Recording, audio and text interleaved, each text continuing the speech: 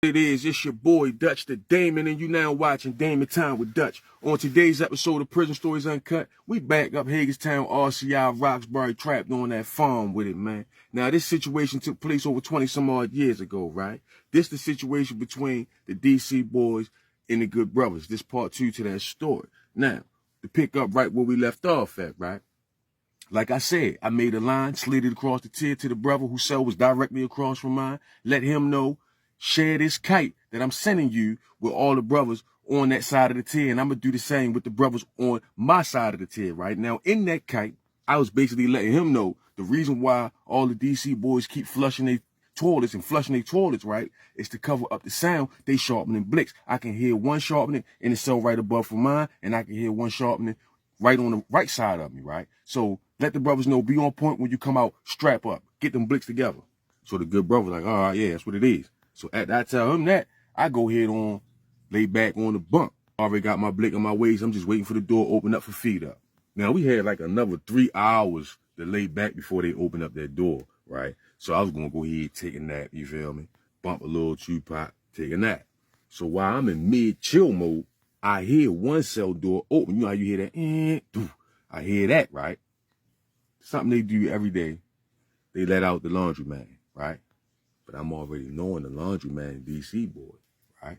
He wash everybody's tier. He wash everybody's clothes on the tier. You just give him a stamp or something like that to wash your clothes, right? So by me being on point and knowing that they opened up his door, we got this little situation going on with them, right? As soon as I hear his door open up, I hop up out the bunk, go to my door and look out the glass cutout. I look out the window, right?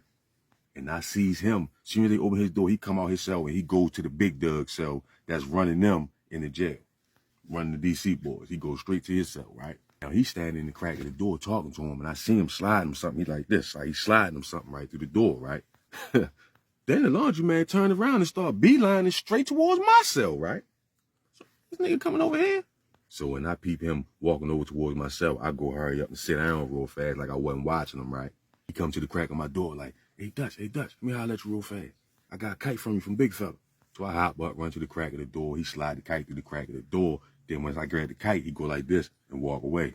Now, my bunk buddy was a good brother too, so as soon as I get the kite, me and him, we peel the tape off, get to reading the kite together, right? Now, this no bullshit. By the time we get to the middle of the first paragraph, me and my bunk buddy both look at each other at the same time like, because in this kite, the leader of the DC boys is telling me in this kite, he's saying that everything is cool between us and the DC boy. He said there ain't no issues, they don't want no problems, right? Come to find out, the good brother did owe the DC boy $20 over a card game, right?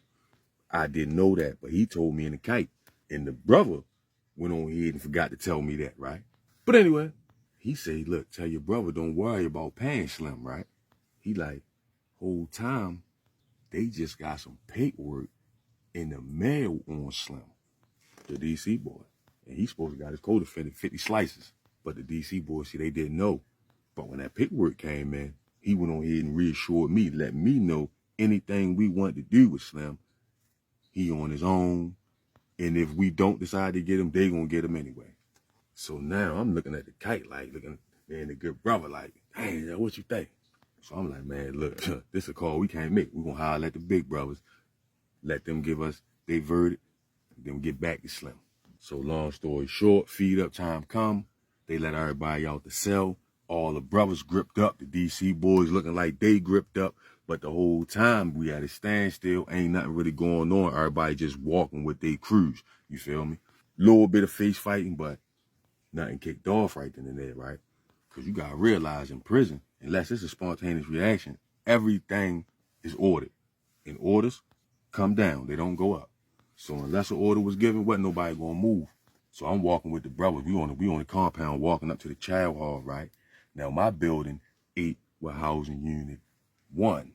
So while I'm on the walk, I sees one of the good brothers out of housing unit 1, slides him the kite, and I explained to him what Slim was basically getting to. And I told him the DC boy was real loud and aggressive and disrespectful in the day room, and I really don't like how his tone was and all of that. I basically told him, let the big brothers know outside of that kite what I said. Slim was disrespectful. So he like, all right, boom. He take the kite. I go in the chow hall. Me and the brothers, we sit down at the table. We eat.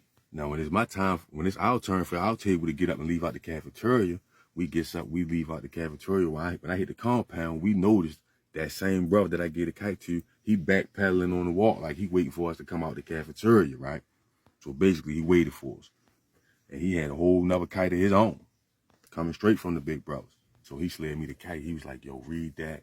And he was like, you ain't got to get back to us on it. Just move on your own accord. But he was like, read that. So I wasn't going to read it on the walk. I'm like, all right, I tucked it real fast. We get back in the building. Now, in Roxbury, a lot of the times, the guys, we'd go in the day room and wait in the day room before they open up all the doors, probably like 5-10 minutes before they open up all the doors, and we go in, they take the count, right? So while we in the day room, I whips the kite out. We go in the corner, read the kite. All of us, we in the corner looking at the kite. So the part of the kite that stood out to me, they was like, man, use your own discretion. Y'all feel like he was disrespectful. That man, he ain't right. They saying he ratting, which means he don't need to be on the tip anyway. And it basically said, like, it's not a directive telling y'all to do that, but we're not telling you not to. And it ended just like that. And you got to remember, we was young back then. That's all we needed to hear was some shit like that. So I take the kite, flush the kite down the toilet. So the brother's like, man, what we going to do? So I'm like, raise your hand if you think he need to go. Or raise your hand if you think you need to go ahead and let that slide. So I'm like, what y'all think? Do he go? I lied to you not. All 17 of the brothers, including me, raised their hand. So it was no need to ask the second question.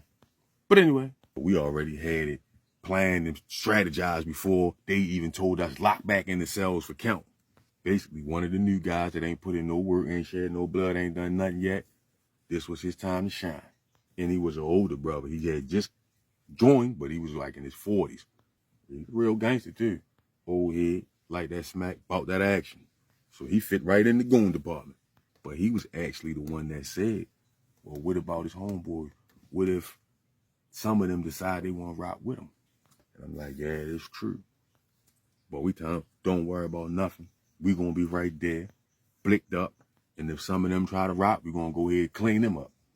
But in the back of my mind, I knew that their leader was a good dude. I knew him. You see what I'm saying? So I knew he wasn't going to tell me nothing and then turn around and double cross me. I knew he wasn't going to do that. But just in case, we was blicked the fuck up. So long story short, we lock in the cell. I cleaned up a little bit, do a couple push-ups. We had to stay in there for like 2 hours for the count. Once they finished counting all the inmates in the prison, they let us out for day room, for the night day room, right? So we come out, all the DC boys come out, everybody come out on a tier. Shit look like it's regular back to normal, right? I don't know what Slim Peoples, the DC boys, I don't know what they told him, but they went on ahead and relaxed his mind and made him think wasn't nothing going on. How do I know this? Because he was walking around loose. He wasn't militant, he wasn't on point. Like I know he would be if something was going on, he was loose. So the new good brother already know his cue. When Slim go to indulge in any extracurricular activities, meaning the microwave or the phone or the shower, that's your cue to attack. Or especially cards. If you're playing cards, chess, any tabletop games like that, that's your cue to move. But wait until he go do some extra shit. Because that's when you're the most off point. Trying to do two things at once. Watch your back and talk on the phone, cook, or whatever you're doing, but you got to do both. And it's always going to be a moment when you slip. Whether it be you looking in the microwave to stir your food, or wherever it is, you're going to slip. Trying to multitask. But anyway, so by Slim being the new member, a lot of people don't really know he with us. So the DC boy letting them walk all around him, sit around him, stand around him, and ain't paying him no mind. He was like a ghost because a lot of people really didn't know he was with us. He really wasn't yet, but he was on his way. He was a new good bro. Long story short, he earned his wings that day. All I know is DC boy grabbed his shower bag, put his shower bag over his shoulder, and went up to the top shower. Cause you know in Roxbury, you got a bottom shower for the bottom tier, the top shower for the top tier. You can go up the steps, get in either one, right? So I guess the top shower opened up. Slim grabbed his bag, walked up to the top shower. When the good brother sees this, he grabs his shower bag, he walks up to the top shower with him. Slim don't think nothing of it. They both over there taking their clothes off. You know, in the joint, you keep your boxers on and your shower shoes. You get in like that. Boom, they both get in the shower. And in Roxbury, it's a blue curtain, but the blue curtain only comes this high. So you can see like from the head up. If you in the day room or something looking over. All I know is like after 2 minutes of being in the shower, DC boy come running out the shower, booking out the shower with an ice pick, a white handle, stuck jammed down in his shoulder blade. He yelling, ah!